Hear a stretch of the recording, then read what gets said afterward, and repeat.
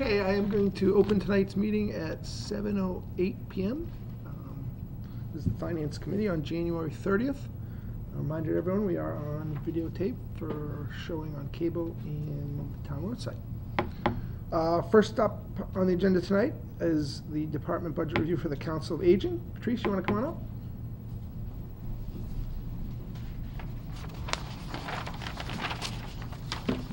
They already have. They may want the larger print.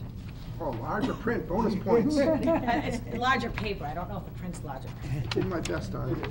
It's nice. Thank you very much. Thank you. Thank you.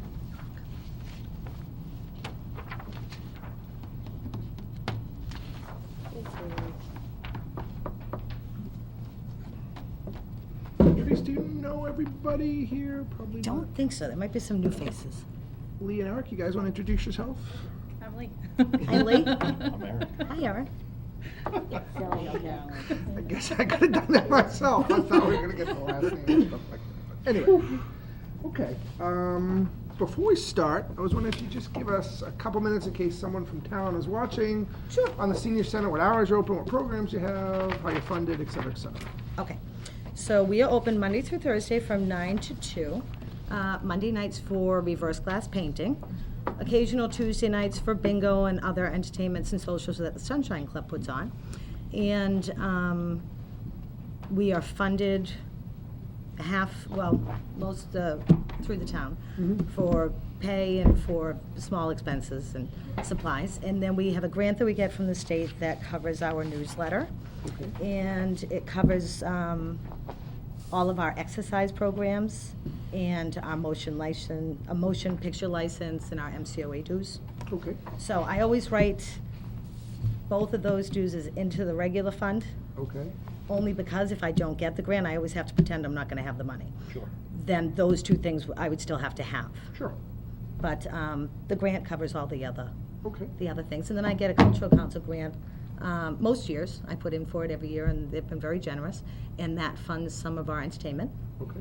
for holiday parties and for other special occasions. Is that like once a month you do something like that, or? Yep, well, we do a big program, we do nutritional, educational, and recreational every week. Okay. And then we do all our exercise classes multiple times through the week. Right. And then once a month, we usually try to do an entertainment on a holiday month. So maybe Okay. a Smile Day, Yep. maybe a holiday party. We have a welcome back party usually in September. We usually do something fun for Halloween or for Mother's Day or Father's Day, so. Okay, great. Anybody have any initial questions before we head into the budget?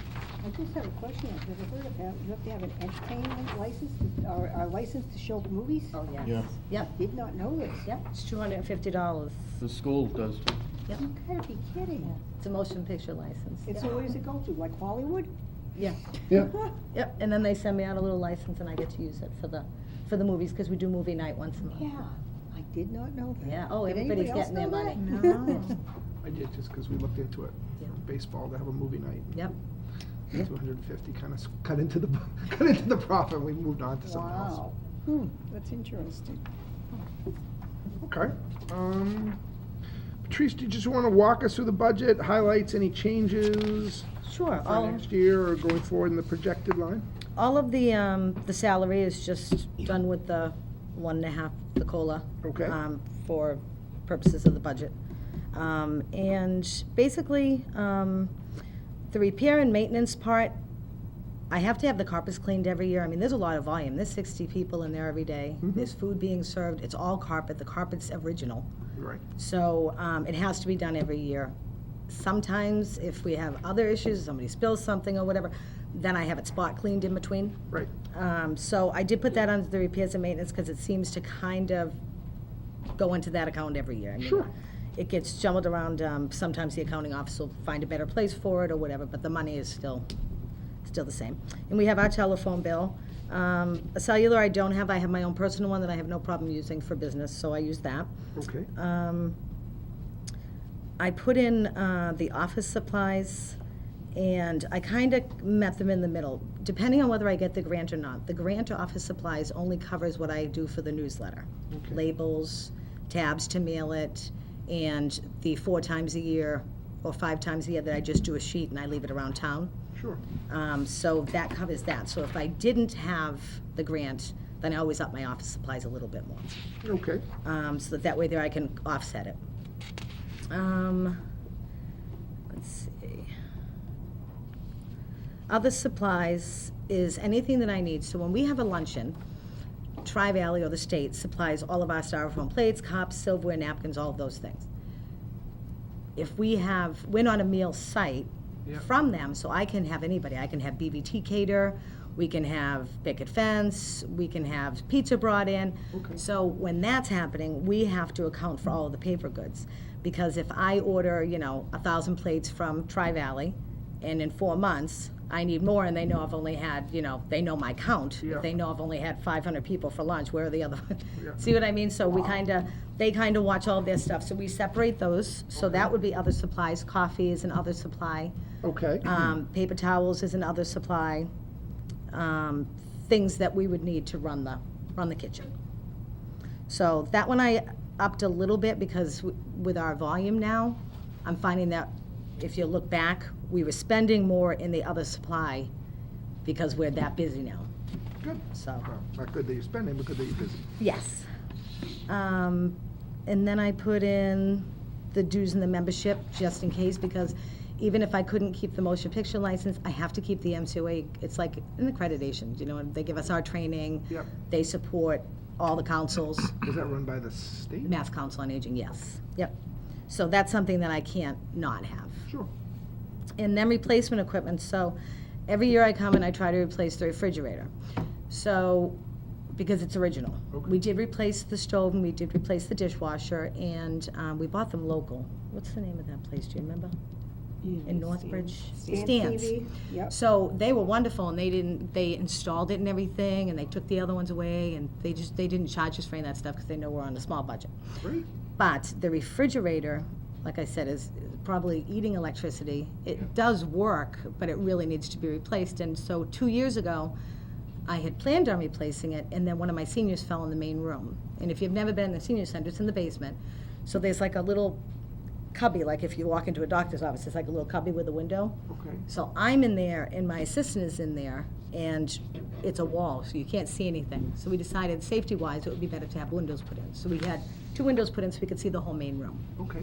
So then last year, we have a lot of vital records and a lot of HIPAA things and other things. And so the post office is connected to the senior center. So the post office can come into the senior center because their door is locked from the inside, but we had no, you know what I mean? Yeah. So it's public, it was kind of public access, and the state really wanted us to be able to put something there, so we had a wall built with a door that locks, so that nobody outside of the maintenance or the staff would be able to go into the senior center. Okay. So, if during, if we weren't open and such. So that's what I had to spend the money on last year. Okay. So fingers crossed that nothing comes up this year, then we will get the refrigerator. And I always wait usually, and I meet with Jean and I say, where are we at? We might pull from every other, $5 from this account, 20 from this one, and she'll say, you know what, you've got it. So then I will buy it. Okay. So good. hopefully we're getting a refrigerator. And I kept that running for the next few years. Matt had asked us to do a trend. And so we need a new fax machine. I need a new copier. You know what I mean? Things that I just kind of hold off on because our stuff is so old. Right. And we prioritize. So if I have it, I wait. I'm really good with my budget. I wait till the end of the year before I really spend anything. I spend very modestly in case something comes up. So Okay. that's what we did there. All right. Did you ever think of putting out a request to see if anyone would like to give you a fax machine? Because they're kind of, not very many people use them anymore. We have to, because of HIPAA laws, we can't scan. We have to, everything has to be faxed. Why that is, I don't know, 'cause Yeah, anybody, you could put in a wrong number. yeah. But I'm faxing probably 5, 6 times, 7 times, 8 Yeah. times a week. SNAP, fuel assistance. if you do it by snail mail, Right, then it costs money. right. Oh, I'm not saying that you shouldn't No, fax. no, What I'm and- saying is there no, may be people that- out there who have there a is, fax machine yeah. and be perfectly willing to give it to you. We have to use one, but a lot of people now don't. Yeah, yeah. Old town copier faxer, if the town upgrades. Because you can disable the scanning function if that's just a HIPAA problem, you know, because we have all the multi-copiers, right? That do both copying, printing, faxing. We don't. Okay. Rookie. Well, you might, when you send out the letter that you send out or something, you might put a little thing there. Anybody have a very good fax machine that they're no longer using it because we need one? Yeah. Because most people don't use them anymore. They're pretty obsolete. I have to, my son has one, I have to go, I gotta fax this. He goes, nobody faxes anymore. Oh, I know, so fax it for me. We do, we fax, like Patrice, we can't fax anything with the social security number. Right, I mean, that- can't, I'm sorry, can't Scan. email or scan Right. anything with the social security number, we Right, can right. fax it. And that's So- what I'm doing, because I'm checking people's credit, so Yeah, apartments. so we have, there's a general fax machine here, and there's one in the treasurer collector's office, but not every department has a fax machine. You know, we do have a general one that we use. Yeah. Does anyone else have any questions for Patrice? What is the training and education?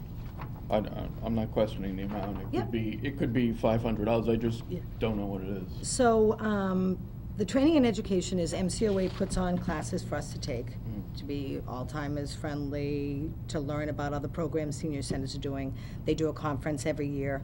Last year, we got the grant. We always get it the end of June, the beginning of July, and it's usually due sometime the end of July, beginning of August. And they really drag their feet on this one.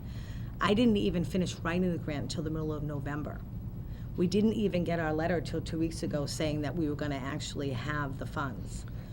So, that being said, they want you to go to the conference because everybody who's at the conference is all these people that run the state. And during those 2 days of intense training and workshops, you're learning things about new technology for seniors, new programs that are free for seniors.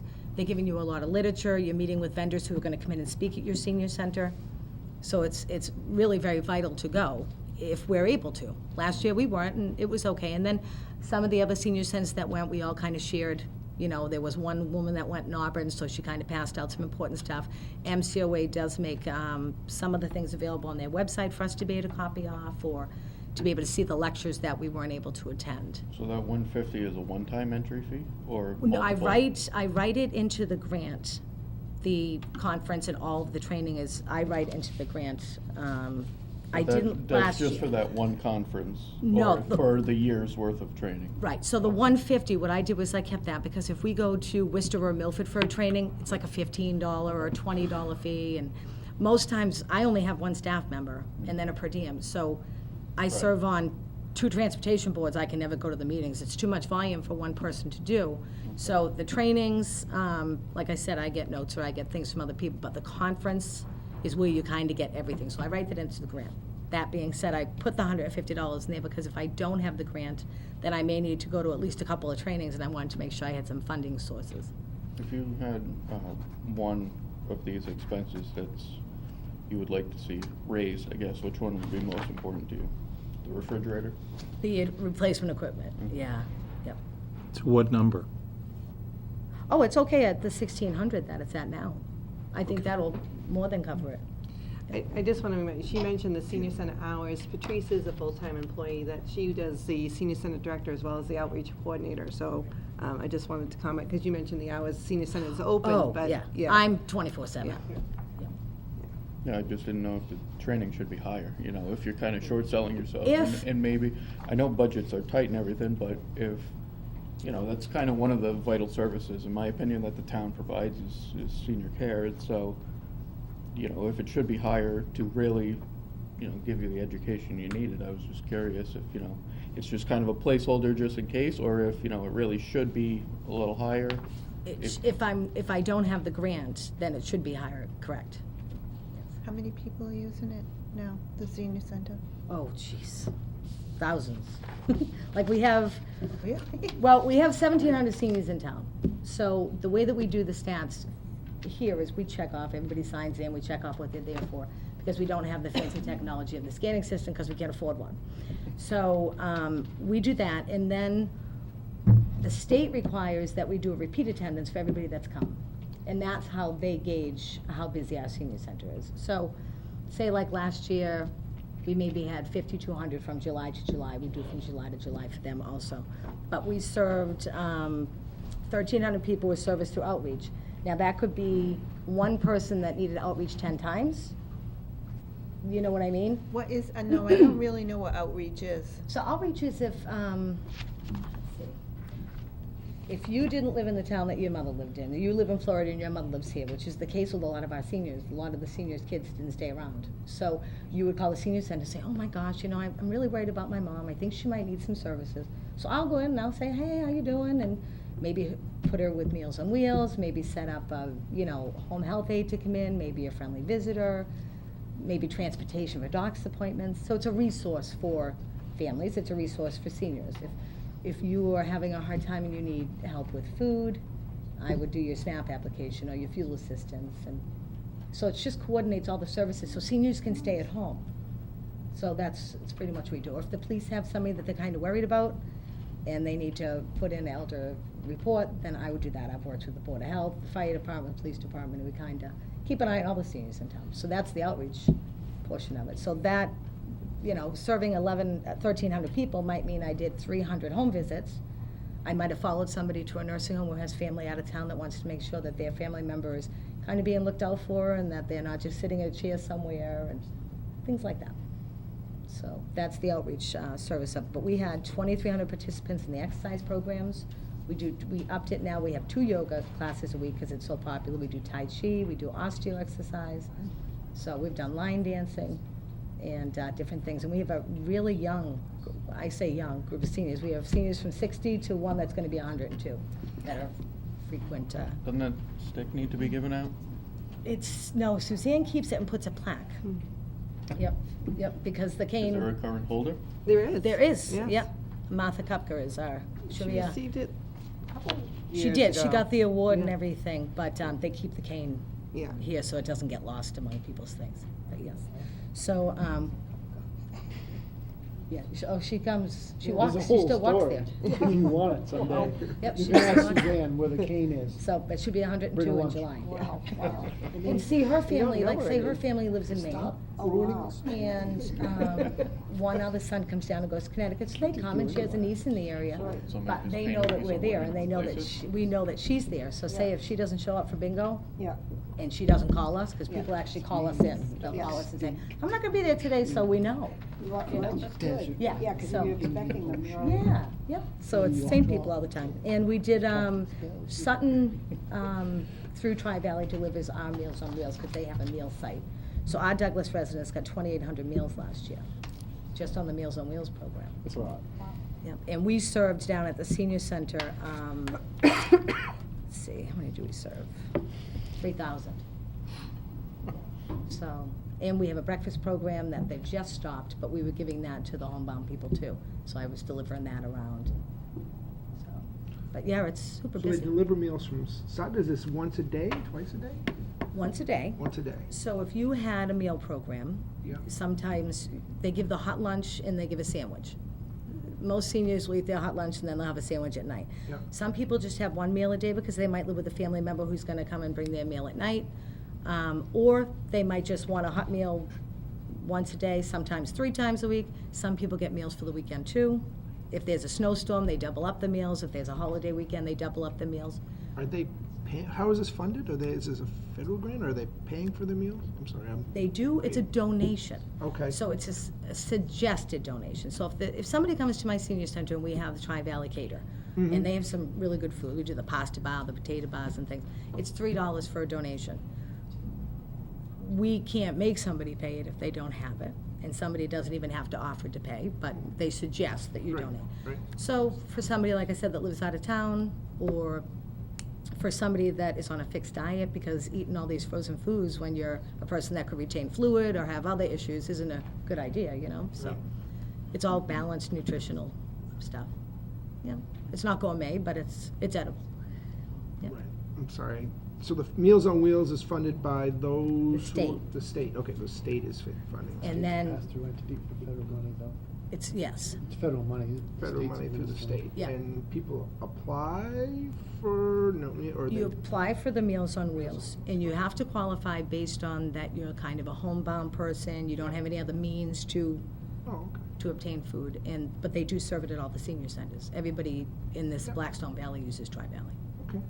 So our meals are prepared in Worcester, and then they're packaged in Sutton, and our drivers go to Sutton and the volunteers, and then they deliver it to the homes. So all the drivers are volunteers then? Yes, although they do get a small stipend, I believe, for mileage. Out of the part-time wage? Not out of from us, me. no. Yeah, we don't I don't pay for that at all. That's Okay. just a service Yeah. that we offer the seniors, that's through the state. Okay. How many seniors do you think per week do you pick up and bring to the senior center? Transportation-wise? Transportation is down. We only had 350 people use, we have 4 people currently that have come in. Now, if you're on Navicare, then you will have a taxi service. That's like Mass Health, but really high-end. So they have a taxi service. Elder Bus can pick you up, but there's such a window. So you could maybe come to the senior center, you want to be there at 11, you're getting dropped off at 10:20, and you might need to be picked up at 1:30, and it's 10 to 2, and you're still waiting. Because it's, they could be Right, on one end of right. town to the other. So the private people are very fortunate. I wish we had better transportation because we don't have any transportation to Milford. And Milford is a really big hospital that offers a lot of good services, especially with the cancer centers and everything else. And Elder Bus we had Milford about 12 or 15 years ago, and they stopped, and then we had our own bus that we shared with Sutton, which didn't really prove to be fiscally, No. it didn't last long, and so, so it is tough. We don't have volunteer drivers because of the insurance issues. Lots of other centers do use volunteer drivers. We do not solicit, and we do not have any on our roster because of insurance. So, but, yep, most people, and some of them will carpool. Like, we have like 3 or 4 people that come to bingo, and if it's raining, this one will stop and get this one because she walks there, and so it's very much a little family down there. Yeah. For staff, Patricia, you just have one part-time employee? So I have Sandy, who's permanent. She works 19 hours a week. Okay. I have Cheryl, who fills in, like, I have vacation time, Sandy has vacation time. If we have to go to a training, Yeah. if we're having a really big program with 60 people or 70 people, and you guys have been there for lunch, it's insane with 2 people. I do have a couple of volunteers that come from the high school. And then I have another one now that has just started because Cheryl, my per diem, that's my coverage, her and her husband are getting ready to retire.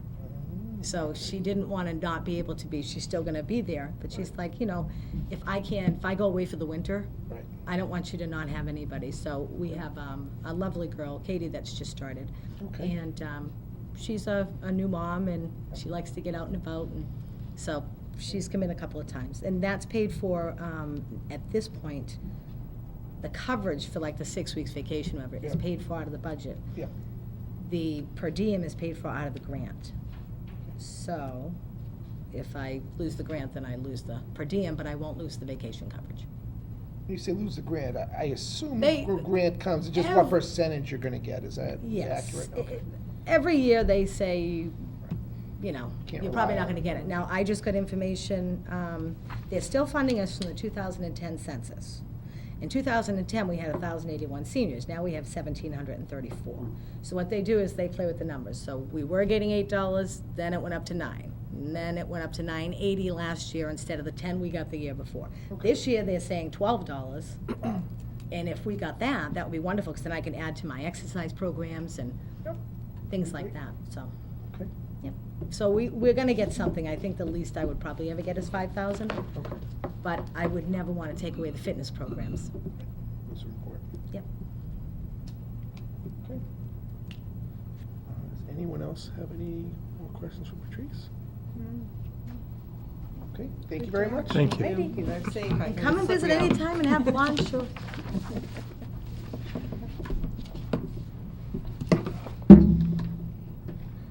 Okay, next up is the library with Justin Snook, come on up, Justin. Heated canasta battle. Ellie, do you want to come up as a No, I'm trustee? I'm Okay. here, I'm supporting. All right, fair enough, fair enough. Hey, You're just here to Justin. make sure I do a good job. How you doing? Okey doke. I'm doing well, thank you. We're here again. Yes, we are. Hopefully it's going easier this year than it was last year. I'm hoping to. Let's see, 1, 2, 3, 4, 5, 6, 7, 8. Here, pass one down, but we'll have to share, because I only brought 8. Oh, Justin, I don't think you've met that side of the table, so I'm going to let them introduce themselves. That was even worse than the last one. I'm Eric. Eric. Lee. Lee. I'm Justin, the library director. The agenda probably tipped you off.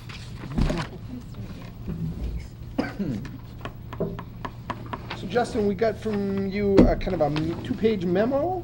I don't know if memo's the right word, but kind of description of the budget, then the budget itself. So I don't know what you think is most effective. Do you want to walk through the memo and then look at the numbers, or look at them Well, side by I'm sure that y'all are familiar by now with Matt's new way of doing things. Because historically, I've just focused on the MAR, which is the amount we need to maintain our state certification, and just tried to make everything work within that. And then, Yeah, why don't you, for these guys, why don't you talk about MAR a little bit and how that works, and how the rest of us, I think, know it's going to be a so the percentage. municipal appropriation requirement is set forth by the Massachusetts Board of Library Commissioners, and it's a mandate that our budget has to increase by 2.5% of the average of the last 3 fiscal years. And in order for us to keep our state certification, which means we get reciprocal loaning and borrowing privileges with other libraries, we get access to the state networks, and we get a grant, which amounts to about $10,000 a year. We have to hit that number. And since the town's been kind of in fiscal emergency mode for a while, I've always tried to keep my budget requests as close to, or is minimally above that number as possible. From 2017 to 2018, our budget kind of flatlined because we used a bit of a loophole. Last year was especially rough. So we were able to approve a withdrawal of $25,000 from our revolving account, which is where our circulation and replacement book fees go, and sort of make up the difference. 2,500, 2,500. What did I say? 25,000. 25. Oh, I wish. No, 2,500. 2,500. That's my new way of doing things. You multiply everything by 10. And we were able to reduce the budget request by that amount. They've taken that rule away, so we can't use the revolving fund towards our municipal appropriation requirement anymore. But what Matt wanted was a 5-year projection of what we would need to sort of keep services at their current level, sort of level funding services, assuming a 1.5% COLA. And those are the numbers you see projected in this forecast, with our MAR beneath it. So if we just kept on marching along at that 2.5% of the average of the last 3 fiscal years, the red, I'm assuming y'all all have this. Yes. They have it, not. They have it, you don't have it? No, I have it, but it's just no color. Oh, it's not color. No color. Cheapo. You have budget constraints. If you want to spend more than your MAR, you better slow down there. But but the MAR changes. So like if our budget was different in 2019, then in 2020 that figure would be different, because the tail end of that average calculation would change. And I've put the difference underneath of what we would need to level fund services compared to what our MAR is. In 2019, it's about a $7,000 difference, but by 2023, it balloons to about a $10,000 difference. And that's one of the reasons I supplied y'all with this extra sheet I brought tonight, sort of to show how we try to make up for that, how we have historically, how it probably won't work according to this 5-year projection, if we want to keep services at their current level. And also just because the Finance Committee wanted to know last year about the various special accounts we have, the balances in them, and what we use them for. So that's that. Do y'all have specific questions? How do y'all want to do this? Well, basically, without that certification, it's pretty much useless. Without the certification, the library, our circulation would probably decrease by half. If we don't meet MAR, if we don't get certified, we're in bad shape. So if you don't have more, that just means you can't use other libraries, correct? Is that- It means no Douglas taxpayers can use other libraries, because That's half your circulation? Other libraries are half your circulation? Is that what you're saying? about, yes. Wow. Because we circulated, for this past year, we circulated, oh, that's over here. That's in, where did I put that? It's at the beginning of this sheet up here, because we had 26,600 visitors to the library. We checked out 7,549 adult books, 1,636 young adult books, 10,987 children's books, so on and so forth. From those total numbers, about 34,000. So just looking at physical materials, not counting ebooks, articles pulled, that kind of thing, just books, DVDs, and audiobooks.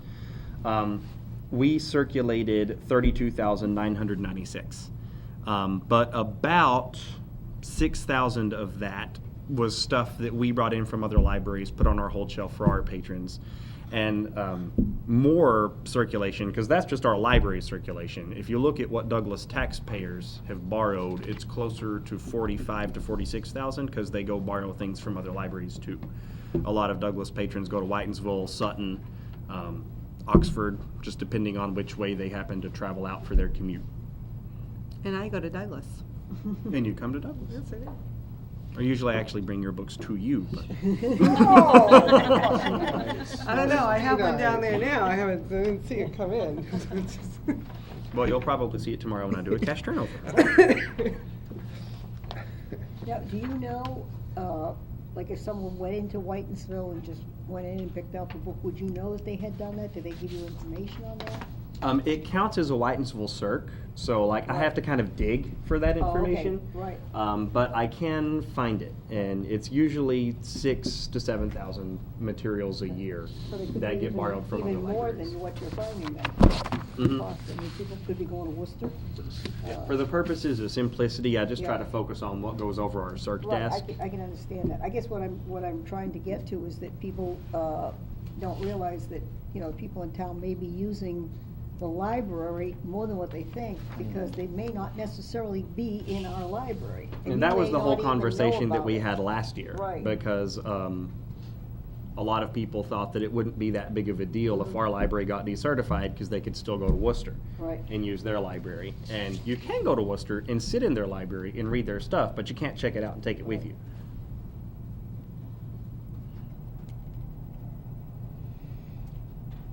Do we want Justin to walk through the budget as similar to Patrice did, or? Yeah. So if you just walk through the line items, if there anything. that- But this is different, because I've never done a line item by line item presentation before. It's always been focused on the bottom line. But Matt sent out predictions based on past usage, sending trends forward. But I took over the library in 2016, so sort of, if you draw a line between the 2015 and the 2016 columns, things look a little different. So I went and corrected a few things. So the electric expenses, I've just assumed that, as per the memo, you know, we continue, anytime I replace a bulb, I replace it with an LED light. And that, I think, has made a big difference. When Ann was here, they didn't fix the overhead fluorescent lightings. They just put lamp stands around with incandescent bulbs, which is why I think the electric bill was so much in 2015. And then in 2016, you see it goes down by about $600. And Rate spike in 15. rate spike in 15. Yeah, we were 14 cents a kilowatt hour. Did it go back down, or did it? Okay. But I just took the trends from 2016 on and just assumed that they'll continue marching along. I know where it is. Heating, those are Matt's projections, based on data. I respect. And I left those alone. Analysis. Because if you look backwards, I mean. United States Energy Agency presents a 5-year projection for different types of fuel, which has been reasonably reliable in the past, so I use it. It needs to be updated every single year. Nobody can predict what fuel will cost, but we are expecting diesel and heating fuel to be up in the long run, and gasoline to be up fairly significantly for the next 2 years running. So those predictions are built into the budget. So I left those alone because I've given up trying to predict what winters are going to look like and how much oil I'm going to use. The other utilities is just our water and sewer bill. Repairs and maintenance is our annual furnace tune-up. The other property-related expenses is the alarm monitoring service. And let's see, I didn't actually classify that as an other property-related expense in 2016, which is why there's almost nothing there. And I'm going to try to classify things better and reliably moving forward since this matters now. Professional and technical consultants, that's our CWMR's membership fee. So that gets us our integrated library system, our catalog, our database. That's sort of the electronic guts of what makes circulation happen. Advertisements, I'm sorry? That's yearly? Yes. Because every year we get an assessment from CWMRs. They say, okay, you've got this many items in your collection. You circulated this many items in the last fiscal year. We get a bit of an offset for anything we loan to other libraries, and we also get our internet service through CWMRs. So that's baked into it as well. And so that's basically just our computer network systems. The 53001 advertising, we only use whenever we have to for a public hearing or something, which we did for the public hearings for the parking lot that we built. Telephone, I expect those bills to stay pretty much the same. They have yielded some different results in years past because anytime you do a service call or have an installation, it just gets baked into the phone bill. And so we installed a fax line, which we're charging 25 cents to do now. So that actually generates a little bit of money in our printing revenue. So like so far this year, we've turned over $398.92 to the general fund from printing revenue for printing and copying fees. So we're making big bucks there. Every little bit helps. Postage is just getting the mail meter in the office here stocked so that we can send out overdue notices and late notices for people I can't get in touch with otherwise. That has yielded good results, I think, in the last 2 years in terms of asset retention, because I can call, I can email, they can get their automated emails. As soon as you get like a piece of mail that says, you know, this is an invoice, then people are like, oh, I should take those assets back to the library. Other services has typically been our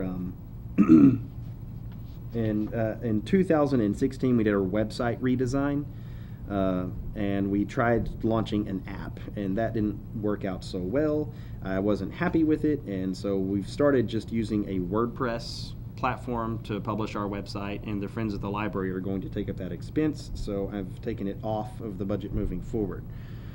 Other supplies, or office supplies, is just, you know, office supplies. They are what they are.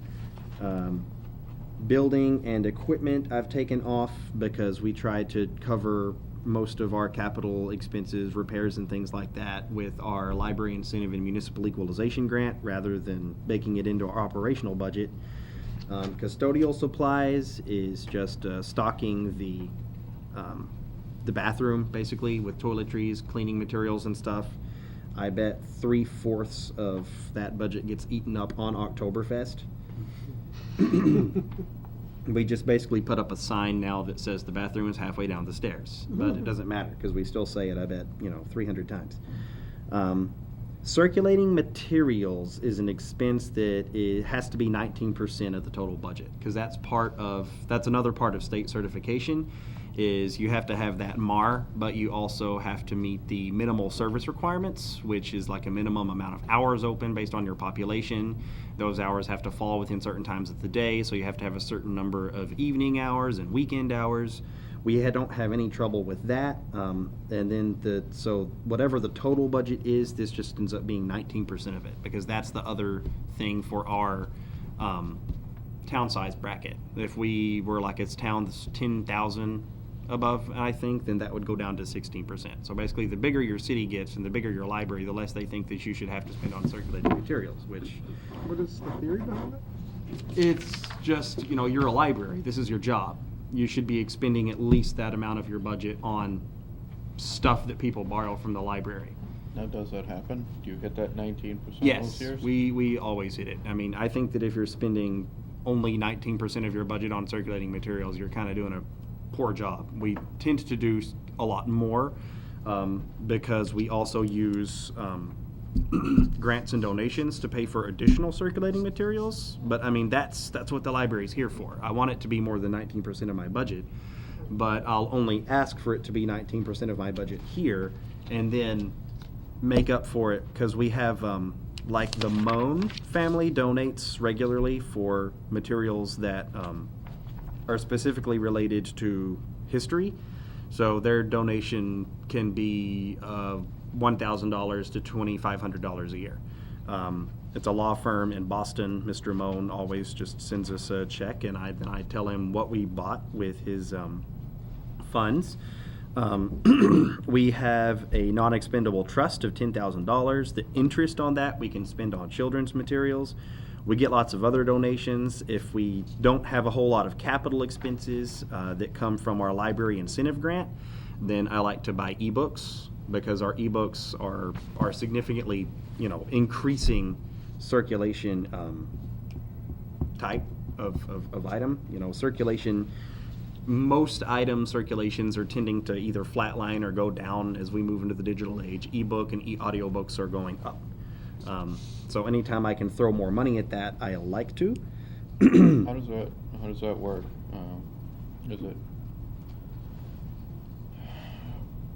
Is it multiple licenses, or is it one license? So basically, It depends on the item. If I use the ebook, Dean can't use the ebook. Is that, or?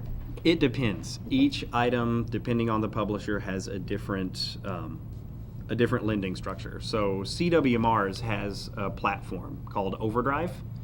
So if you go to the library website and you go to Overdrive and you look for ebooks and audiobooks to download, you'll see what they have bought with kind of a collective pool of money. And that's part of what our professional and developmental consultant, whatever that line item is, our network membership goes to populating the ebooks. And I enrolled the library a few years ago in an Overdrive Advantage program. So I can buy titles, and for the first year that they're in the system, only Douglas patrons have access to them. So if you're a Webster patron and you search for the new Dan Brown book, Origins, and there's a bunch of these consortial licenses on there, but there's 300 holds for them, it's not going to show as available to them. Whereas if a Douglas patron goes, and I've bought an extra license and no one's using it, then it'll show as available. And if you place a hold on it, then you'll be sort of in the holds queue for our licenses instead of the overall licenses. I tend to prefer to buy one copy, one use licenses, because those are perpetual. You have them forever, and one account can have it checked out at a time. There's also limited use licenses that'll expire after 12 months. And so a lot of the really new popular items will be that way. It's like you get this for 12 months and then it's gone. And you can renew it if you want to. It's like you're leasing it. And there's other metered accesses where it's like you get this for 56 uses, then it's gone, and you can renew if you want to. And some of them are combinations, like whichever comes first, 12 months or 24 uses. So it's sort of an item-by-item judgment call whenever I'm going through and trying to see what people have on hold. At any given time, we tend to have Douglas patrons waiting for between 85 and 120 electronic items. So the system's getting used a lot, and that's how many people are wanting something they don't have. And so I'll go through and try to fill as many of those holes as I can within reason, because these electronic item licenses can be really expensive. So how do you determine how long you have to read it, basically? Oh, it's set by the consortium. So if you check something out from Overdrive, you have it, I believe, for 3 weeks. Okay. Or And 2 then weeks maybe, and and then you won't then be able it to just access it. disappears from your device. Okay. And you can place a hold on it to check it out again. Okay. Does it disappear from your device if you're not connected? It doesn't disappear from your device if you're not connected, and that's a trick. So Keep that to ourselves. if you have it and you're not done, just set your Kindle in airplane mode or whatever. Yeah. And then as soon as it syncs again, then Yes. it'll check back in. But as long as you haven't synced it, then in the system, the item will be available for the next patron, but it'll still be on yours. Of course, you sacrifice internet connectivity, so. Right. Are the electronic books cheaper than the regular books? They're not. So the book publishers have taken that away. Even though So like Dan Brown's Origins is the most popular thing right now. That's what people want. I could buy a book and get it into the library, and I think the book, by the time we get our discount, is about $28. But then we have to put a cover on it, we have to put a barcode on it, we have to process it, stamp it, it goes on the shelves, one person can check it out, we may never see it again. An electronic license for one copy, one use is going to be probably $99 or $120. But we don't have to do any of those processing fees, or we don't have to worry about the jackets, we don't have to worry about theft, it's just there. But that's why I don't just go whole hog buying a lot of electronic resources, because I can't afford to. Is there a supply and demand cost of that? Are all the top bestsellers approximately $120? It depends on the ones. Like a Dan Brown, yeah, it's going to be up there. A Nora Roberts is not going to be quite up there in that range. It'll be more like $60, $68.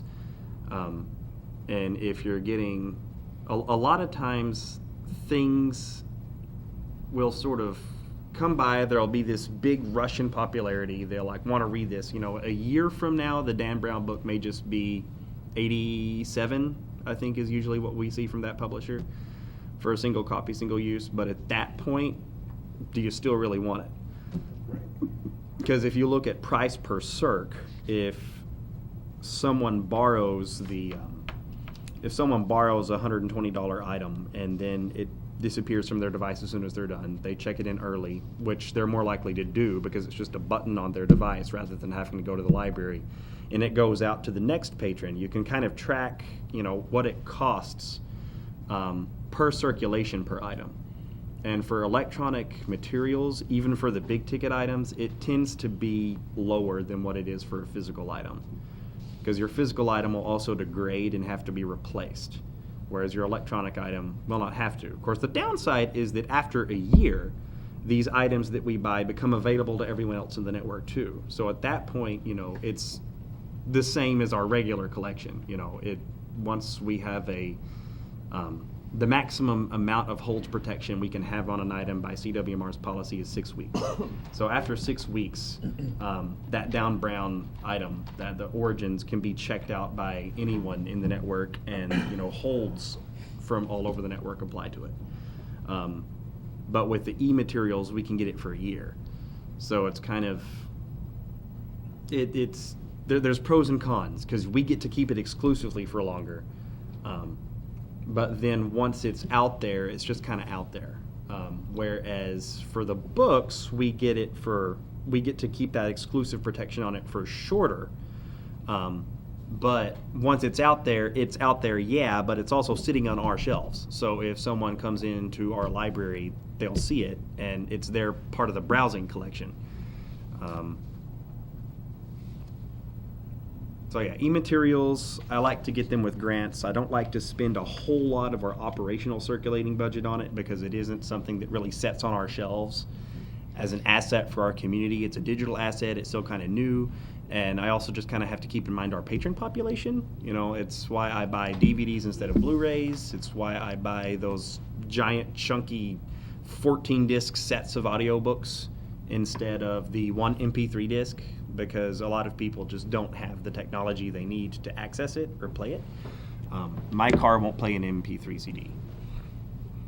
And I don't have a Blu-ray player. And a lot of people don't do e-readers. They don't do the e-audio books. They prefer to have the physical format. So we're trying to steer towards what we think people will use, which is why when it comes to e-materials, I look at if people have it on hold, if it's going to be popular, if I think that Douglas patrons will get enough use out of it in that first year to justify it, and whether I like the license terms. So that's literally just like an item by item call. Did that make any sense at all, or was I just jumping all over the No, it made board? a lot of sense, but it was eye-opening how much detail and. I didn't realize there was that much available at the library. Yeah, I mean, I was assuming it was just like a Yeah, in our regular book. stacks, we have about 45,000 items. And through Overdrive, I think we have access to like 2.3 million titles. But the wait lists are long in Overdrive, simply because there is kind of a flocking to this digital trend. And a lot of libraries have been slow to adopt it. And we're still kind of skirting a fine line between patron populations, because like the younger, more professional patron population wants more ebooks. They want more audiobooks, whereas the seniors don't want that. They want more large print books. They want more physical things that they can hold in their hand and take with them, and that's what they're used to. And how about kids? Kids, I don't think they care. Whenever we're doing collection development for kids, I'm not really thinking about the kids so much as I'm thinking about the parents. What are the parents going to come in and check out for their kids? Because a kid's just going to come in and say, I want books about trucks. And we'll grab everything off the shelf about trucks. They don't care if it was published in 1960. They don't care if it's falling apart. They just want a book about trucks. For the teens, I think the teens still prefer books more than the ebooks, simply because I don't think that teens have as many devices as we think they do. I mean, I know that the Douglas Middle School students each have their own iPad, but it's through the school, and we found it's kind of hard to use it for our Overdrive collections. And it's not theirs unless they feel a sense of ownership over the device. They're not going to want to use it for their own personal stuff.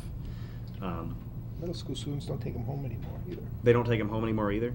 At least my sixth graders do. My two sixth graders do not. They don't take them home just to kind of. You fell for that? No, I'm pretty sure they don't. Can't do my homework, can't take it home. But yeah, things like that are why collection development is hard, is because you have to look at what's going on in the community, what you can buy that's going to most benefit, the people, because a book that's not being read is a brick, and an electronic license that's not being used is, worse than a brick, because you can't build a fort out of it in the stacks. So, for especially sort of making these calls between, this is a popular title. Do I want to get, 3 regular copies and an ebook, or 2 regular copies and then an audio book and then ebook, or not get an ebook and just let people rely on CWMRs and get a whole bunch of print copies? And how many copies do I get?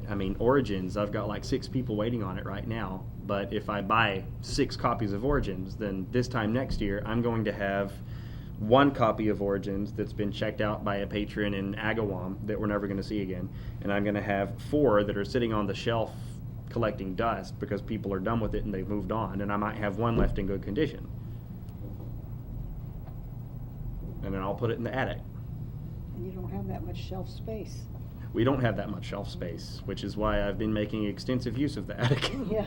Which we have a little hobbit hole door. The door is about this high.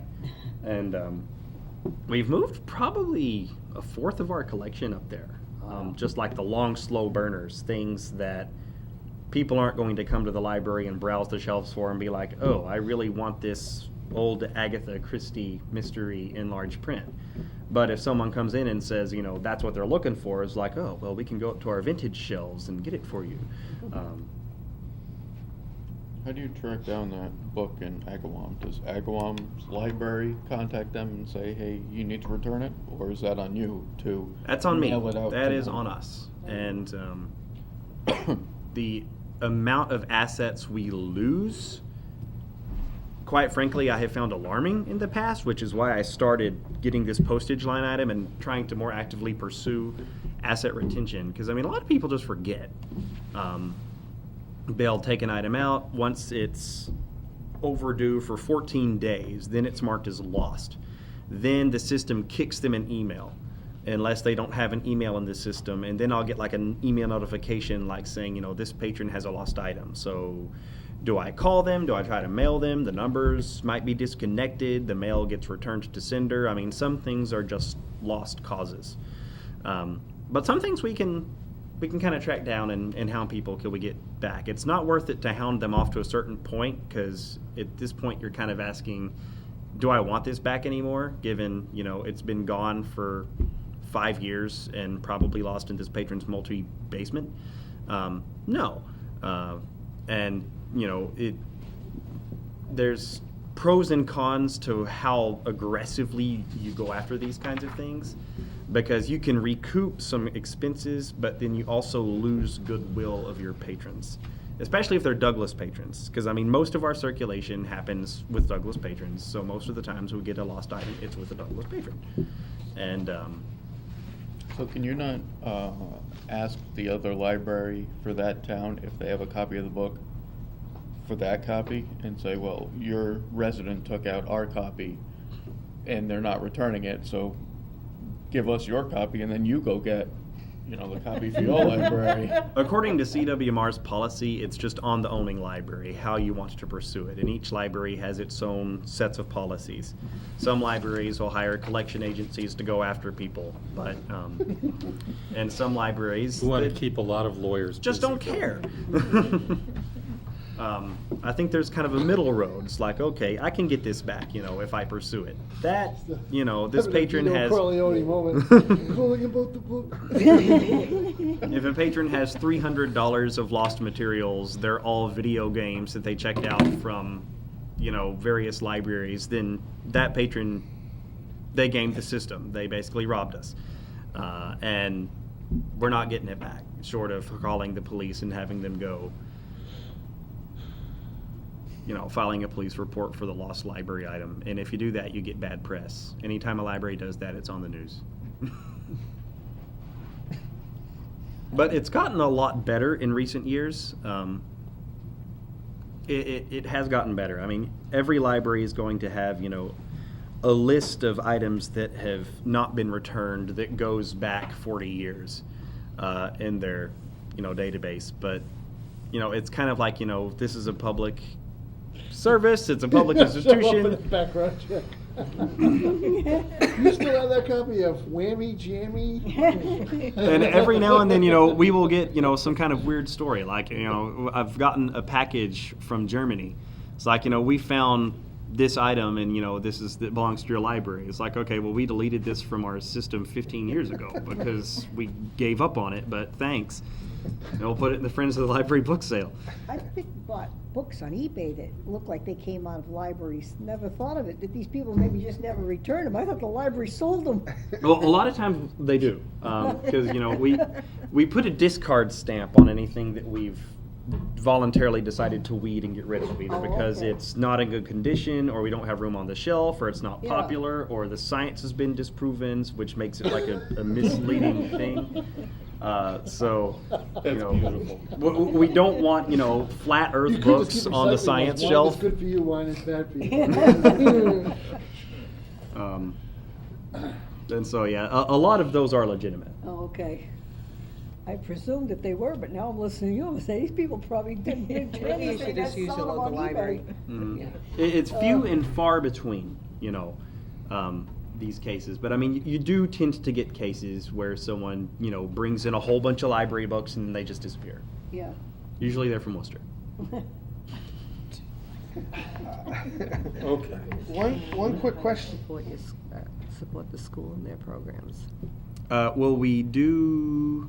The school students have access to our ebooks, but if they're not able to take the iPads home anymore, then that's probably not having the effect this year that we saw last year. So Maybe the older kids are, I'm not sure, maybe just my 6th grade. Because what I did is I created a bunch of institutional cards that the high school English language arts teachers and librarians and the middle school English language arts teachers and librarians could distribute to their kids kind of on a yearly basis. So they're cards that are basically school cards. And they can give the kids their barcode so that they can go into Overdrive and use it for getting their reading project materials. And we saw a lot of use with that initially, but I mean, things in the school libraries fluctuate so much from year to year that I honestly don't know if they're using that this year or not.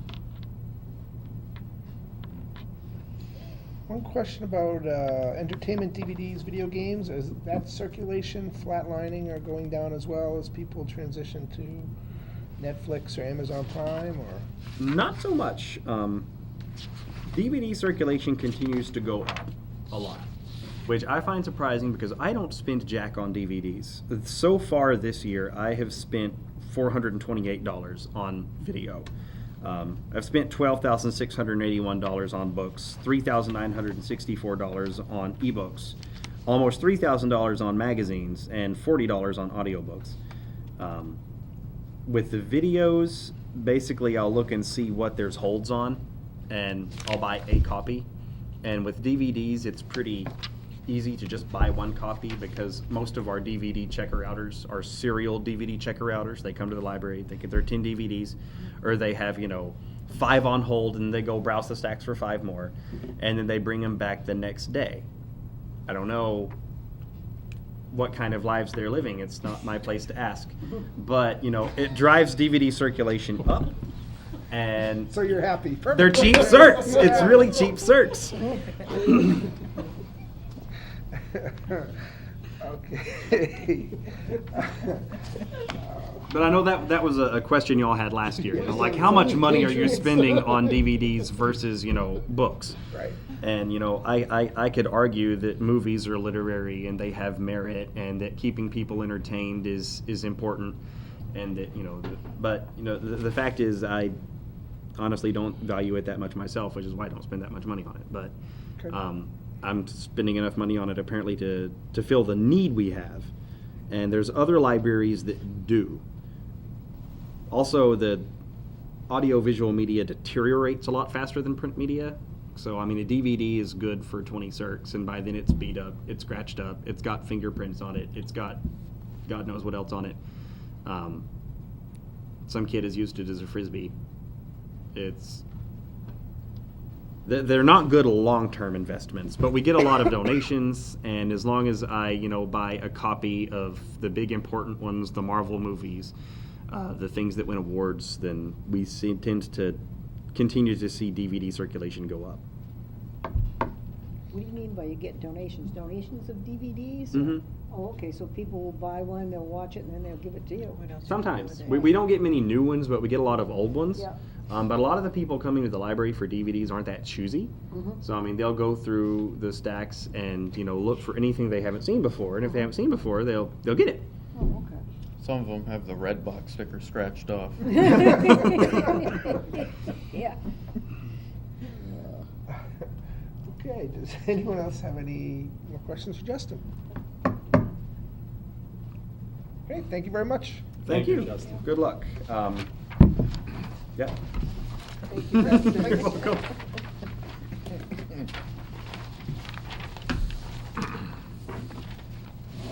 So please give us more than Mar. We only recommend, that's up to the people. Yep. Next up on our list is discuss Governor Baker's budget proposal. Matt or Jean, do you want to talk about that a little bit? I did, Handouts. we do have handouts.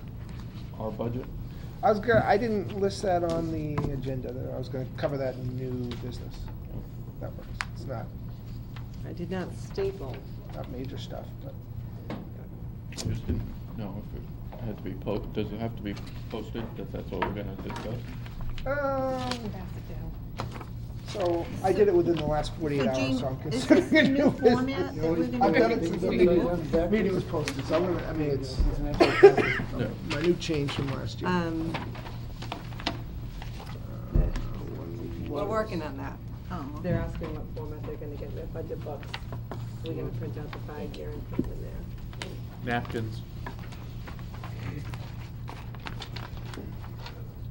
So we received the House one, the governor's numbers last week, and this is really, it's self-explanatory. It has the FY18 final cherry sheet, along with the FY19 governor's budget proposal, and I added a column for the change.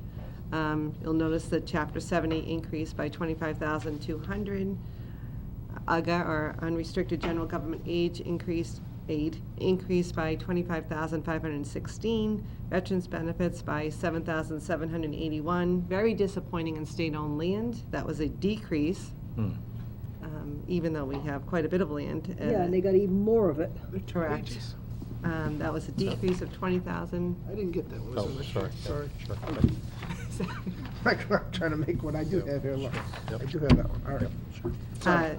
Decrease of 20,414, and the exemptions for veterans blind service and the elderly is an increase of $4,563. So there was a change of $42,646 in state aid. Please note that the school choice receiving tuition in the public libraries, I did not include those. Those are grants. Those go directly to the departments to be spent without further appropriation. So they're not part of the general fund revenue. On the assessment side, the biggest change is school choice sending tuition, and that's the students that reside in Douglas and they choose to go to another community. That also increased by $55,313. There's actually a net decrease in state aid this year by $12,400. Again, this is the governor's numbers. These are not the final numbers. We don't get those until the start of the next fiscal year. This is generally where we start our budget, though. The $25,200 in Chapter 70, is that an extra $10 a kid, or do we know? I don't have the student count.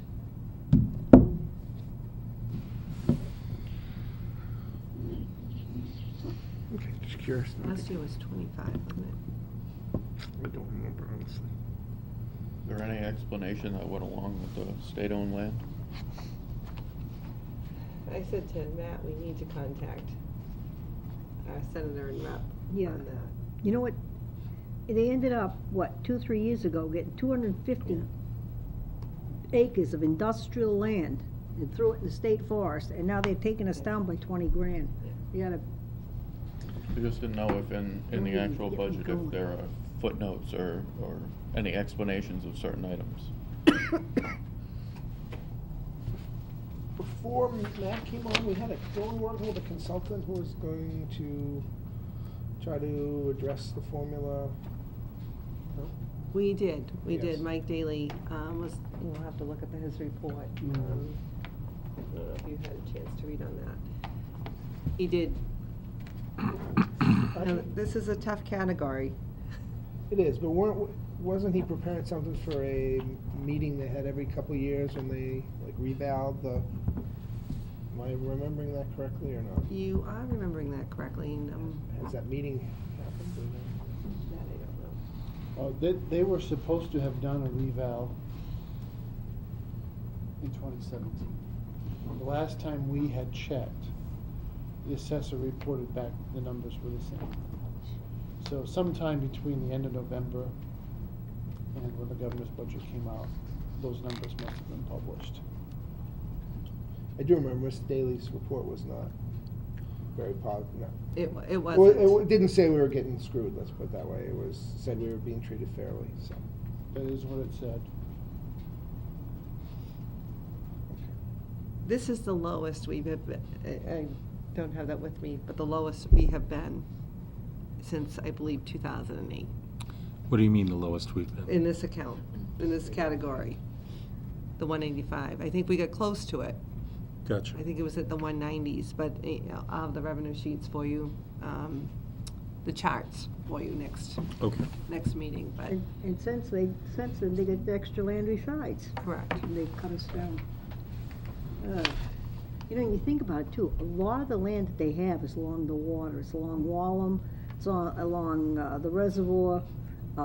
That is super expensive land. And I've noticed, like, I'm on the reservoir, and not only do, you know, the valuations obviously are higher, and so your taxes are higher, but the services that we require, it seems that the people who live in these places are, because of how expensive it is, they're usually not people with families. In fact, some of them don't even live in Douglas, they just have summer places. And so these things along the water can be really like a cash cow. But not for us, because the state owns it all, and they're not giving us anything for it. Gene, do we get somewhere this spring, you know, as Matt has brought on this concept of 5-year projections on budgets, which I think is a great idea.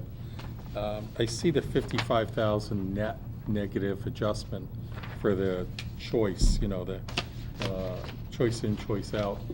Do we have anything that shows us trending on that?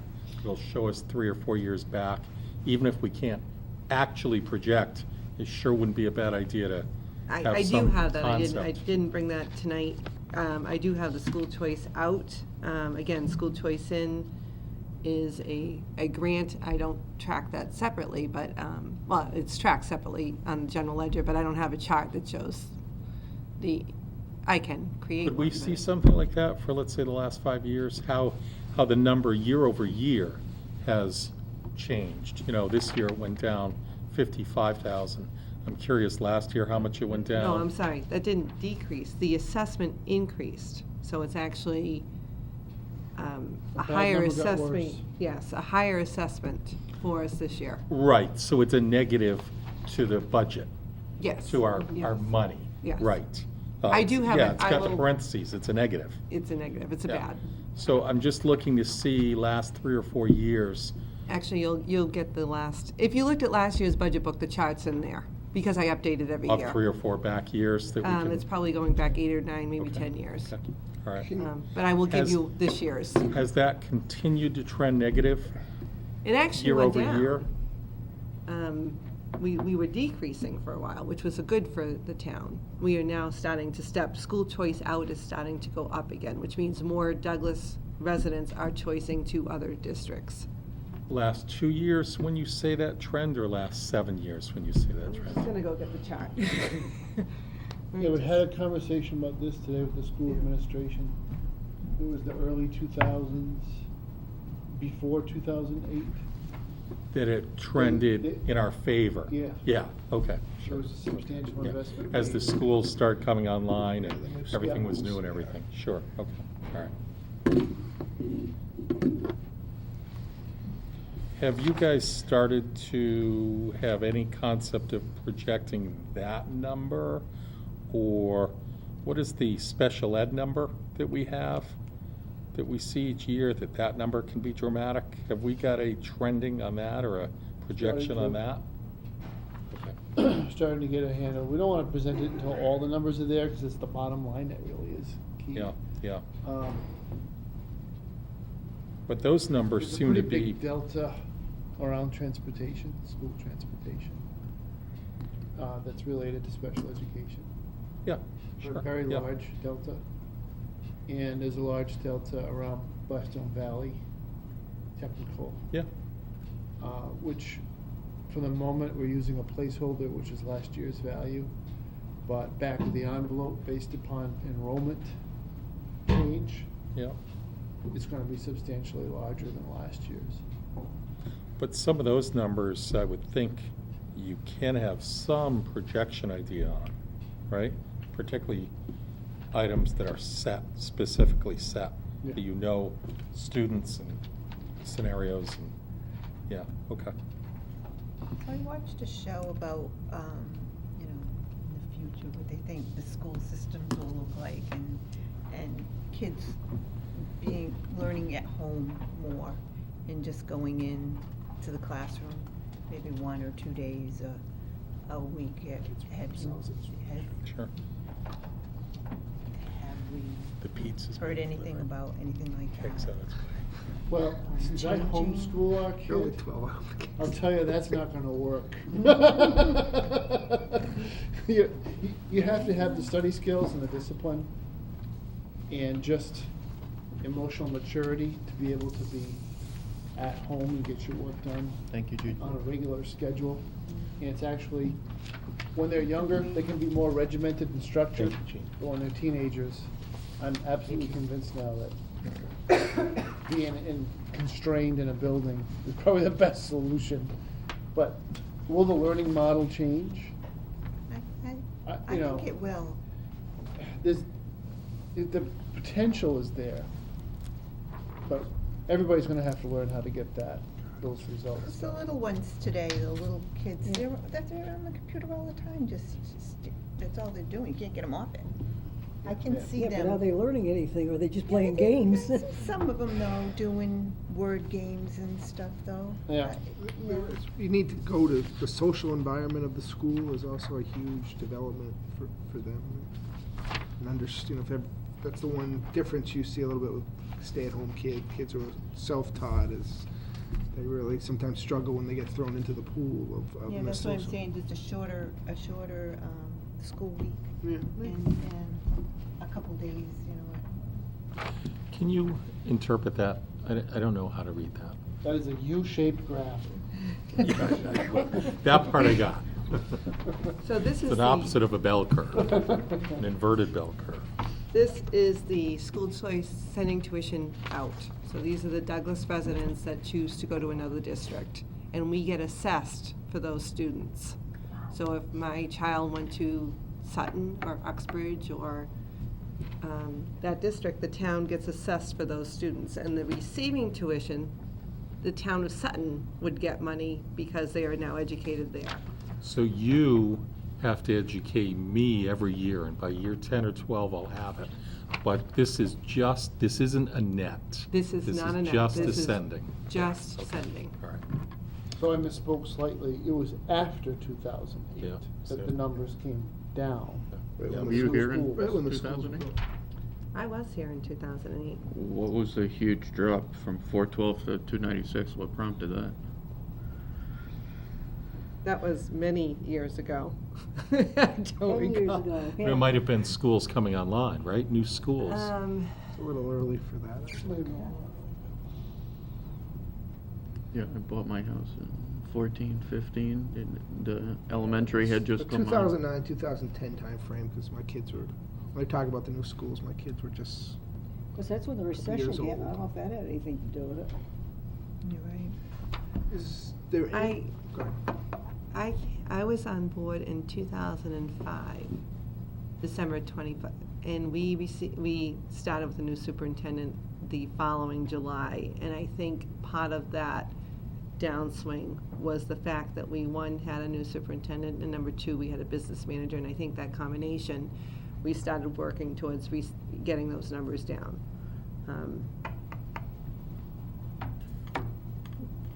Would it be possible to actually put the school choice in?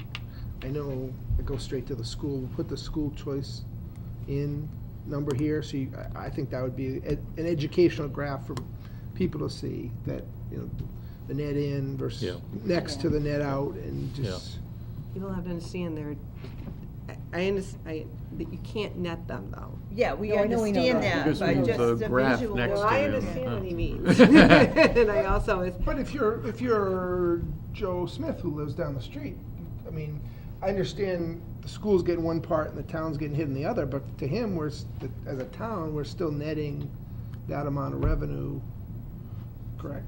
as long as people understand that you can't net them, they are Right. in two separate, one's a bill to the town that gets paid for the general fund, the other one is sent to I understand you get it, I just don't want people to misunderstand what they're going to be able to do with that money. They can never net the two, right? So why, what We is? can- I don't mind creating the No, graph, what I'm is just- the actual prohibition in that?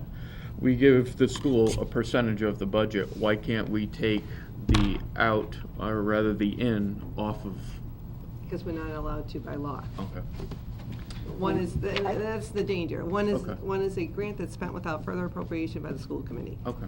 I mean, you can even put on the bottom of the chart, school choice sending tuition paid by the general fund, school choice receiving tuition that is sent to the school budget, or whatever, however you want to phrase it. How do you have 19 in here? That's based on the governor's numbers. That's, Really? That's that number. That's that 55. well, that's the 400 and, No, it's the 55, I see it. well, the 55,000 is the increase, yes. Yeah, okay. One of the reasons that I would like to see both isn't so much the money. It's like, okay, looks like all of these people are trying to get out of Douglas schools. As maybe Douglas schools aren't good, but wait a minute, if all these other people are trying to get in, maybe it doesn't Right. really have much to do with the Right, schools, you right. know? So that's what, it's what I'm Yeah, to see the interested whole in, picture. is like seeing the whole picture, nothing to do with the money, Right. just seeing a picture of it. Carol, I So agree. if you- Who keeps those? You know, if you told me all these people are trying to get out and nobody's The coming in. actual, if I wanted it's to know how Then many it's a people different from issue. Sutton Yeah, but if come to it's, Douglas, how many people from these, what Maybe there's a community is our community biggest event. contributor for Yeah, school, yeah. and would the school committee even have that? The school business office would have it, but if Okay. you look at the 2 years now, just on the state aid sheet, you can see that we received, school choice receiving tuition was 786,261 in FY '18 versus the 381,732. oh, And for FY '19, it's the 668,550 Yeah. versus the 437. That's on you have 2 years on the school choice in. okay, so we can see that right here then. You can see those it two would be numbers. nice to see a bar graph. Yeah, a of bar all graph of would that. be nice, but other than that, Gene, it's, this 55 number then is a complete projection at the state level of an anticipated event at our local level, correct? It's not based on anything more than, nobody's elected yet, nobody's, They do a census in October, so it's based on the October census. So they They're just paying a year later. did one in October of 2017. Trying to think of what year I'm in. I know that's when it was done. Yeah. We're talking about. And they use that, no different than any other projection, they use that to project the following fiscal year. They look at it again when we get our last cherry sheet payment in June. So if we had a good year, then we may not get hit for the entire assessment based on that June payment. and it finally, at some point, even next fall, actually adjusts to the actual numbers, correct? No. They will adjust FY '18 in the June payment of FY '18. But the And then- 19 number might not get adjusted till June Till of the June of 19. 19. But it will adjust. That number could wind up being 0. No, it will not be 0. I don't think. Theoretically. The it doesn't have to be 55,000. anything. It could be double what. Are you saying the 55,000 or the 437,000? No, the 55,000 Oh, could okay. be, Oh, the if it's 55,000. based on 5,000 per kid anticipated and 11 more kids moving out, and 11 more kids don't. Then it could, yes, then the it- 50, I thought you Then meant in the June of four. 19, that number is actually 0. The, The The- change the number. change will be change 0, number. yes. Yes, okay. All right. Do these numbers, I'm sure you've told me this 10 times, do these numbers include or not include the Blackstone Valley They do part of not this? include Blackstone They're Valley just the Tech, other municipalities, and they right? do not include Norfolk Aggie. right. Fair enough, okay. So those are not included in these numbers. All right. Any idea why, and I guess this is something we've been talking about the last couple of years, but that's, forgetting the 019 projection itself, that 017 to 18 number is a huge spike. That's a real number. Well, we won't know that till June of this year. But while last year we sat here and had, I believe, a couple of people from the high school or the superintendent's office make an impassioned plea for the fact that we're taking the $100,000 out of one of the accounts in order to help funding some of the systems, that didn't help in the actual event of school choice out. Lots and lots and lots more kids school choiced out just in the last year, right? So whatever is bleeding is currently still bleeding. You know, we talked a little bit about this today. I mean, it's individual decision made at the parent level. Yeah. They look at where the student is, what grade the student is. I mean, I would be looking at the natural breaks. But that's not random. That's not a mathematical randomness. That's an event based on factors that are in the control of the town. One of the things I'd be curious is what percentage of that is at the high school level you make Sure, that yeah, change? that's fair, That'd be a very yeah, interesting right, number. yeah, And that's a we good can point. try to get that information, you know, I like to say the story behind the numbers. We can try to get that for you. That would have to come from the school. Of course, part of this number could include people who moved into Douglas but decided to leave Sure. their children at the school where Oh, they, absolutely. Sure. you know, where Yeah. they used to live, and I'm sure that probably happens a lot. Kids going, I'm not going there. Right. I If want to stay they're, with my friends. Right, that's Or- what the census might Yeah. It probably help the happens governor's opposite. office be able to project that. I'm sorry? Sure. I said it probably happens the opposite too. People Right, move out of Douglas right, and leave their right. kids here. That's why you need to know Right, the other that could numbers. be too. That's Yeah. all, you know, it could be because you're closer to work and it's more convenient for after-school activities. There's a number of That's true. factors. I But mean, Carol, Yeah. my point is, Yeah. that statistical difference Yeah. is too much to Yeah. account for the mathematical randomness of a few of those events occurring. There's something else I'll affecting that. request from the business manager to see if she can give us some background to the 17, 18, and 19 number. Yeah, 40%, look at that, 40% year over year.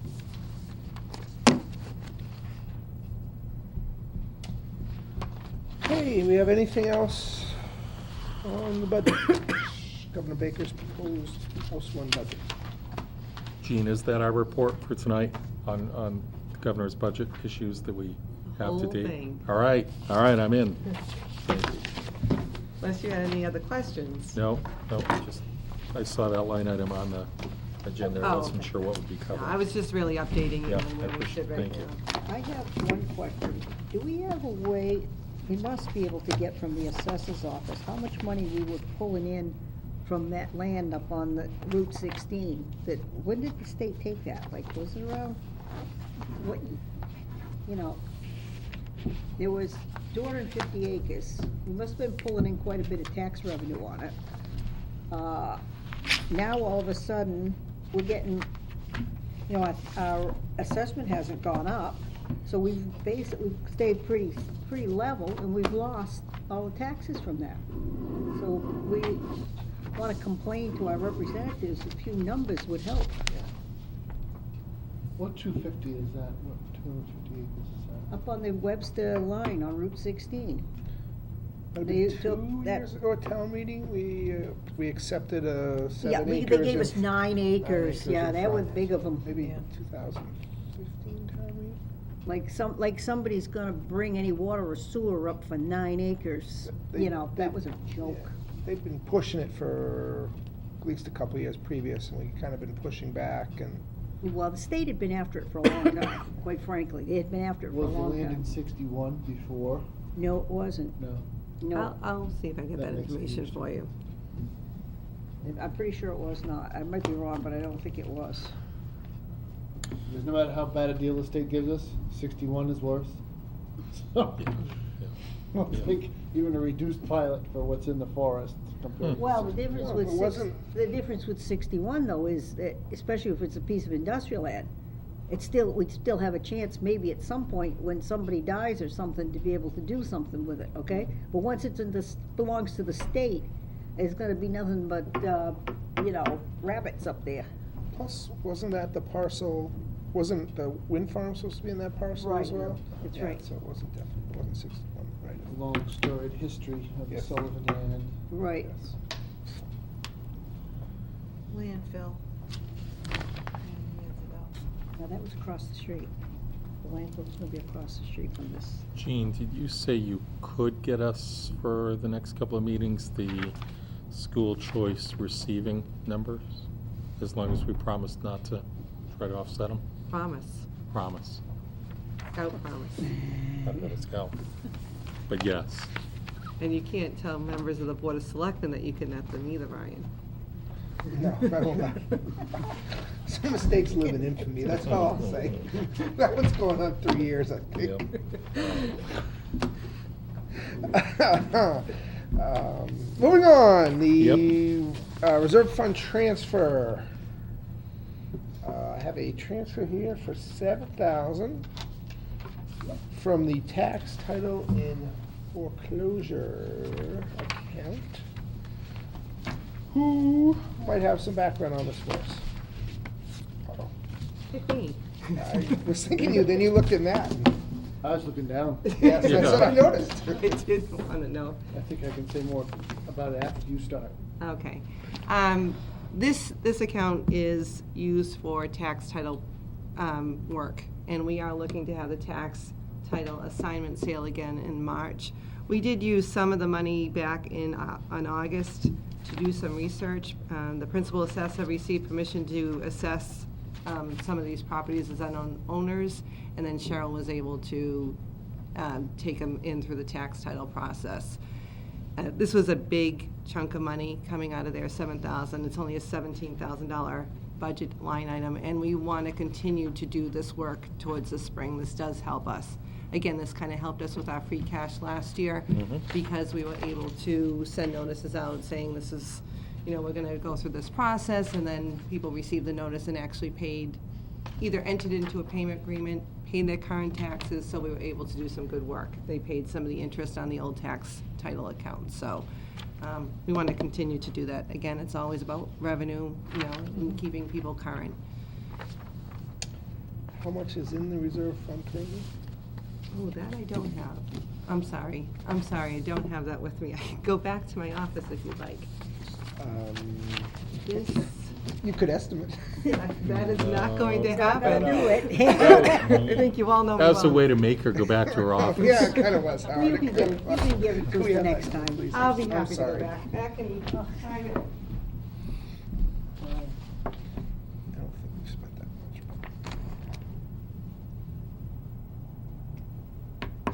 So let's, we don't have, Right, can I see that? sure.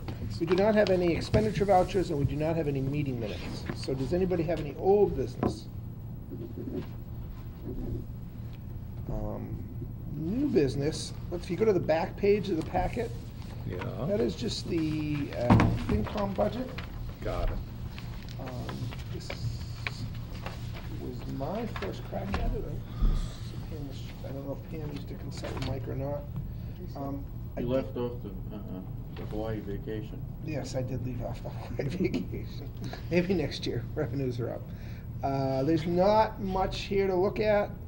From memory, I think the request was $50 for training and conferences. I think I upped it by 100. The dues and membership line was a little low, so I upped that to 200, and I took it out of postage and printing. Matt, did you have a chance to run those numbers by Suzanne? The postage and printing numbers, just because I don't have any sense of whether that's gonna go up or not. Could you please, if you haven't? I will. Thank you. I think we're okay there. I just kind of took a little higher than the average, but I really don't have a sense of what that is.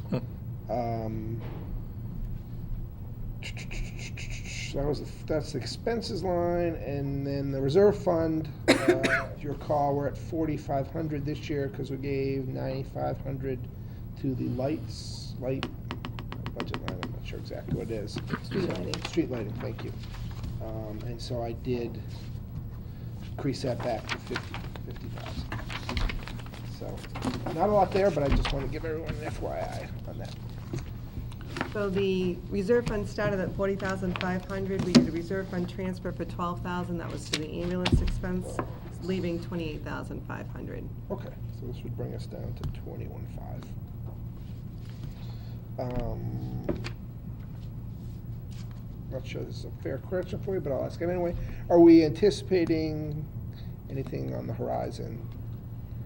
I'm not anticipating anything on the horizon, and what we would like to, depending on where we are towards the fiscal year. Right. We do have the special in May. Yeah. I tend to like to use the special to kind of rebalance accounts. We will definitely have snow and ice on there. Right. So I would look at that tool if there wasn't anything of the emergency nature.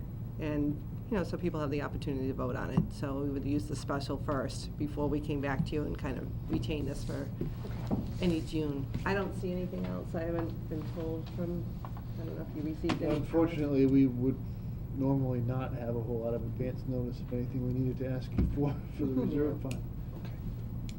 There isn't anything, there's no sword hanging over our heads right now. Okay. Fantastic.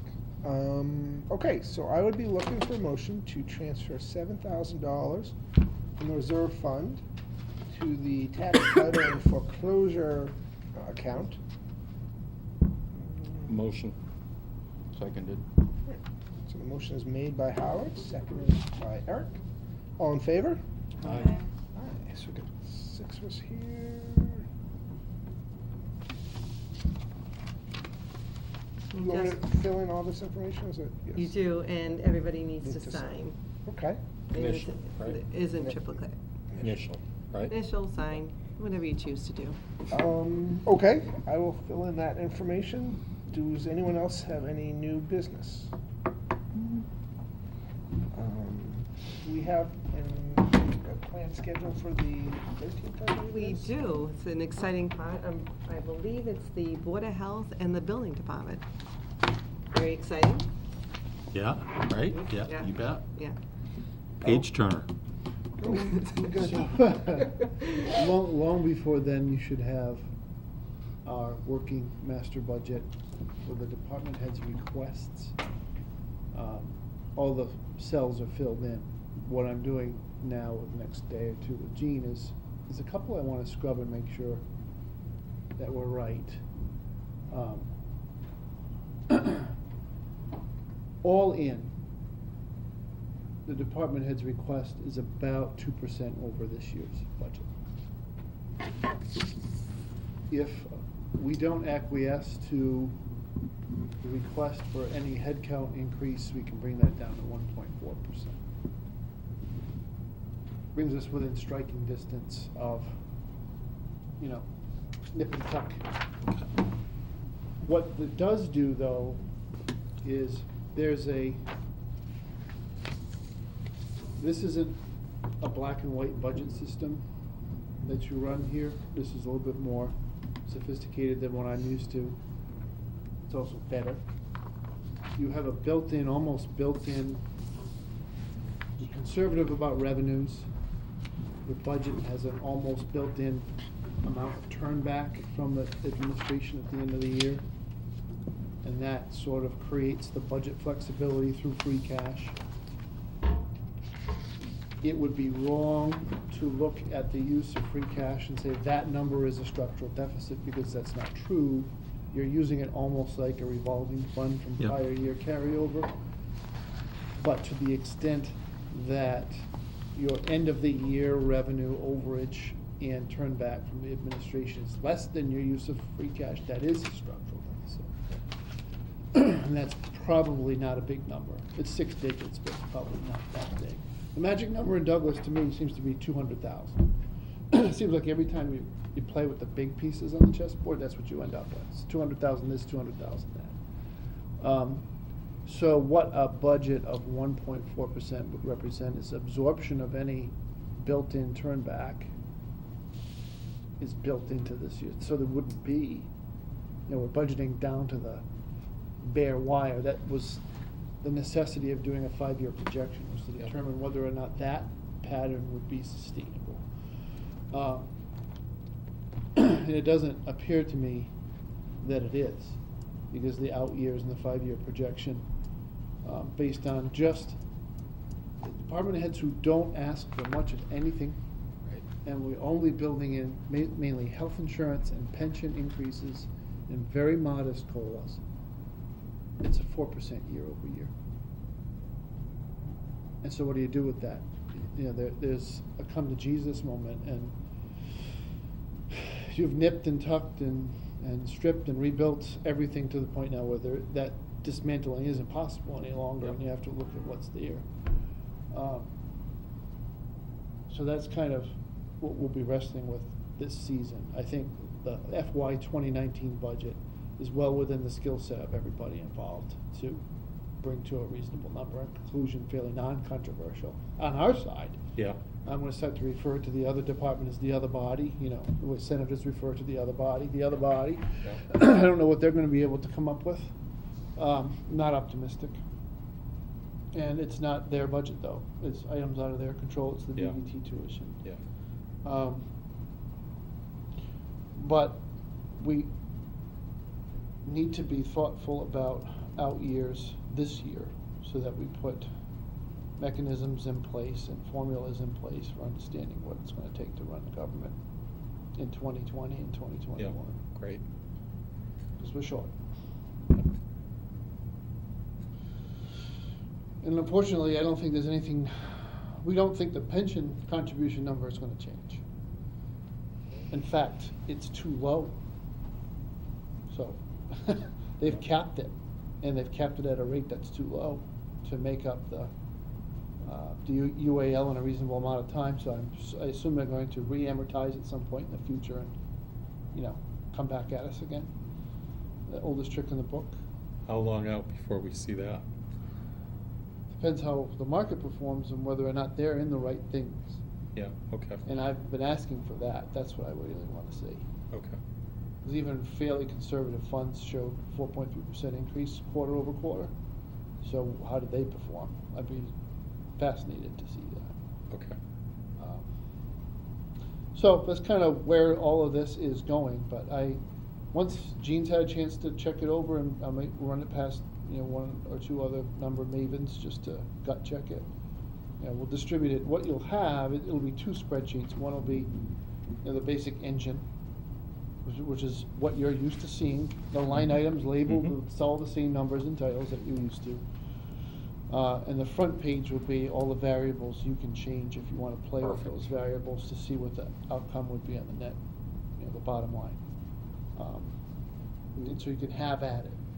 When will we see the two school districts? They're shooting for March 14th. Yeah. For both?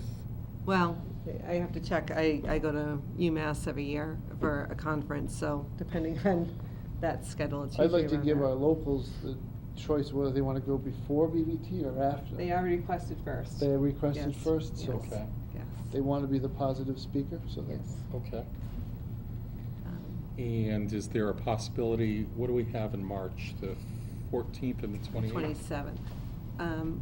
13? and- 13th and 13 and 13, 27, that's 27, right. sorry. Okay, Yeah, all right. We may have cable. I tried to push the general fund budgets up earlier Okay. in the year because Yeah. I think it's important. Cable is a separate funding source, so I think I requested maybe March 27th. They're gonna get back to me, because I did. March police is- 27 or February 27? March, they may go either March 27th or February 27th, they're not sure. But Cable. March 27th, I'm kind of keeping kind of empty right now.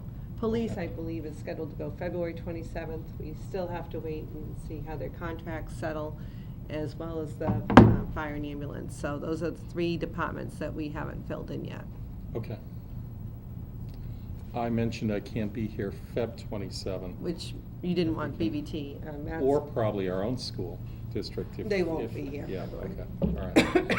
Matt's sending the letter, the invitation out to the good doctor. Okay. I would like I to keep see, rewriting it. I would like to see both school districts' 5-year placement records early.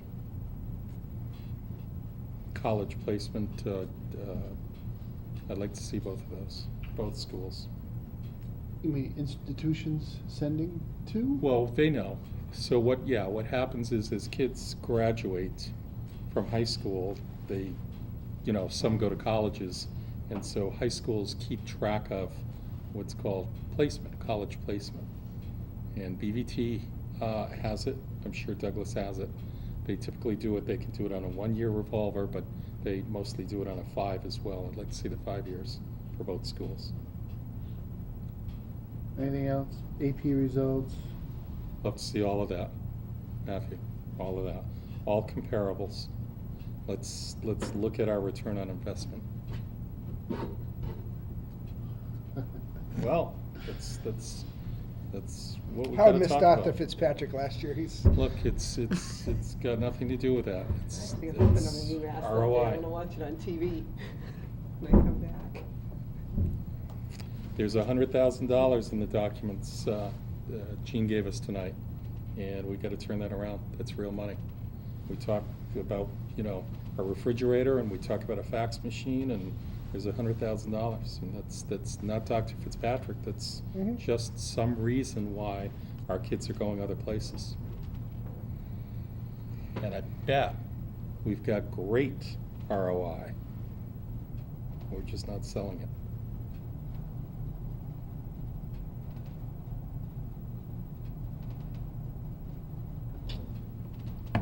anything else, Howard? That's it. Anything else, anybody else? All right, I'd be looking for a motion to adjourn. Motion to adjourn? Motion by Cynthia, seconded by Eric. All in favor? Aye. Aye. Thank you, everybody. Thank you.